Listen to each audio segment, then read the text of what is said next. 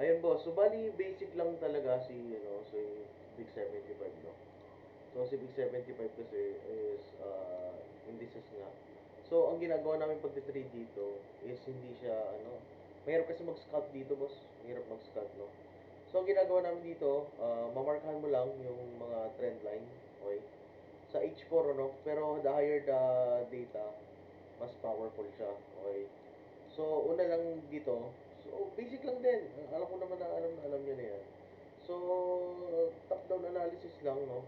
Ayan. So, markahan mo lang yung mga support and resistance. Okay, mga trend line ka.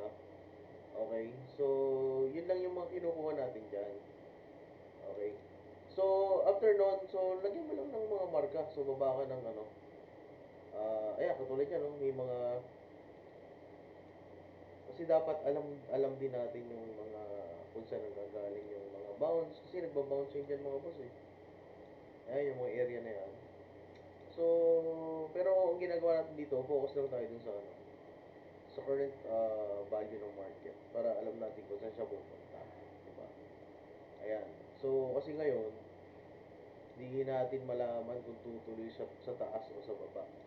Okay, pero nakita mo naman, basag na yung lows, no? Yung daily lows, no? Binasag niya na. So, tingnan na natin yung details dun dito sa tabi na dito. Diyan na tayo, titingnan natin yung detalye dito sa tabi. Nawala na naman.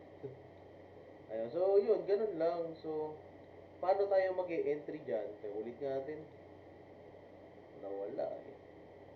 No, so ito yung current na, ano, ayan. So, ito yung current natin. Bad trip kasi, ano, ang sakit, brother. Oo. Ayan. So, sige. Tingnan na rin natin itong nandito kasi para at least meron tayong data no, ng mga nakaraang previous na price. Okay. So, makikita mo, nabasag na kasi itong lows dito.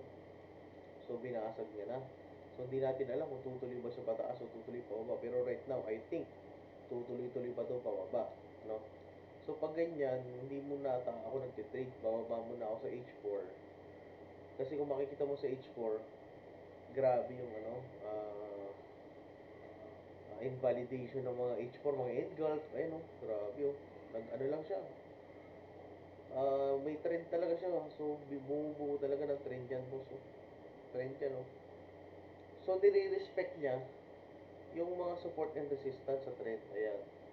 So, pag ganyan kasi kitang-kita mo kung saan ka kukuha ng trade. So, pag ganyan, mag-ano ka ba, magbabay ka ba, magsisell ka, di ba? So, baba ka sa H1. So, pag bumaba tayo sa H1, ang linaw ng daloy, no? So, ibig sabihin, ito yung possible, no? Kasi dito siya na-reject, nakita mo itong candle na to.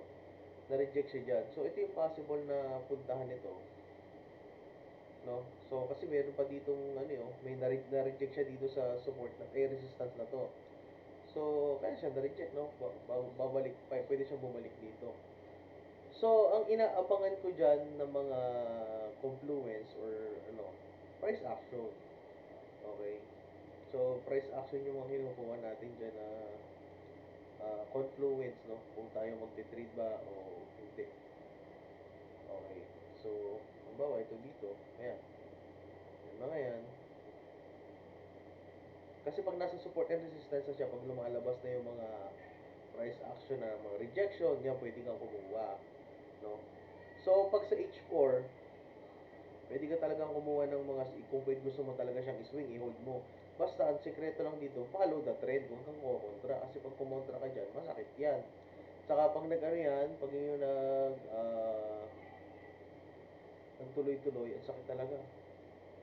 So, yeah, katulad yan, no, bababa pa yan, no? So, saan ka kukuha ngayon ng ano? So, buy low and sell high. Yun lang yung maganda rito. Buy low, sell high ka lang. So, yun ang kukunin mo lang. No? So, at least, pag alam mo yung trend, hindi ka maliligaw. Okay? Kasi, doon ka lang kukuha ng trade. Huwag mo lang kukontrahin talaga. Kasi pag kinontra mo yan, patay ka dyan. Okay. So, ganun lang siya kadali, brother. Kalaban lang dito grid. Ayan, so dito siya pwede pumunta. No? After niya, pwede siya dito pumunta. Kung mapapansin mo, okay, 1, 2. So, pwede rin siyang pwede siyang mag-bounce dito kasi kita mo naman, no, meron tayong trend line dyan. Ayan, meron tayong binuong trend line dyan. May tayo dyan. Or, di ba, pwede siyang dumiretso after. Pero, at least, alam mo kung paano ipipredict yung market. Di ba? So, ganyan lang kadali, brother. Okay, basta, ganyan lang tayo mag-trade. Kasi ang kagandahan kasi dito kay VIX, wala tong news. So, ibig sabihin, pag walang news, hindi ka kakabahan na, let's say, nagkamali ka ng trade, news na pala, so pwede ka masunog. No? Dito kasi hindi. Kasi tuloy-tuloy lang siya kung saan yung trade niya. I-respect niya lang, i-respect niya. So, kung breakout, di breakout talaga. So, yun lang. Sundan mo lang. So, yun lang.